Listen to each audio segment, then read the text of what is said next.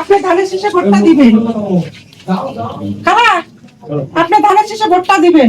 দুলু ভাইয়ের মার্কা, দুলু ভাইয়ের মার্কা, দুলু ভাইয়ের তরফ থেকে আপনারা আমরা হোটেল শ্রমিক পক্ষ থেকে আসছি, আপনারা ভোটটা ধানের শেষে দেবেন। ভোট দেবেন তো?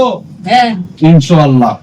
আপনারা কেন ওনার পক্ষ হয়ে ভোট চাচ্ছেন? ধন্যবাদ আপনাকে আপনার প্রশ্ন করার জন্য।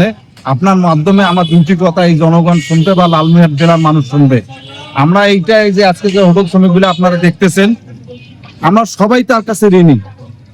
লালমনিরহাট জেলায় যেটা উন্নয়ন করছে, শুধু হোটেল শ্রমিক না, অটো রিক্সা, ভিক্ষুক, নরসুন্দর, মুসি, এমন কোন শ্রমিক নাই যেটা দুলু ভাই পুনর্বাসন করে নাই।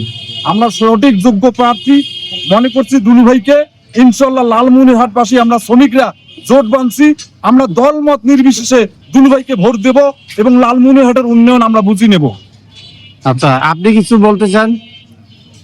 হ্যাঁ ভাই, বলতে চাইতেছি আমরা কেন দুলু ভাইকে ভোট দিতে চাইতেছি। আমরা চাই দুলু ভাইয়ের মাধ্যমে লালমনিরহাট আলোকিত হোক এবং আমরা হোটেল শ্রমিকের যেন ন্যায্য পাওনা বুঝে পাই এবং আমাদের জন্য যেন দুলু ভাই অনেক কিছু করতে পারে, আমরা যেন তার পাশে দাঁড়াইতে পারি।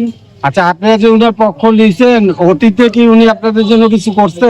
হ্যাঁ, করতেছে, আমাদের জন্য অনেক বড় করছে এবং 17 বছরের জন্য আমরা খোলাখুলি ঘুরে বেড়াতে পারিনি, নিজে পাওনা বুঝে পাইনি। আরে ভাই, দুলু ভাই তো এক পায়ে খাড়া হয়ে আছে, ওনার উপর লাগে। ঠিক আছে ভাই, ঠিক আছে, জিনুয়ান ভোট হইবে। ঠিক আছে, আপনাদের দোয়াটাই হলো মেইন ভাই। হ্যাঁ, এটা 100 ভাই। দুলু ভাই এক পায়ে খাড়া হয়ে আছে। জি। দৈনিক আজকের বাংলা .net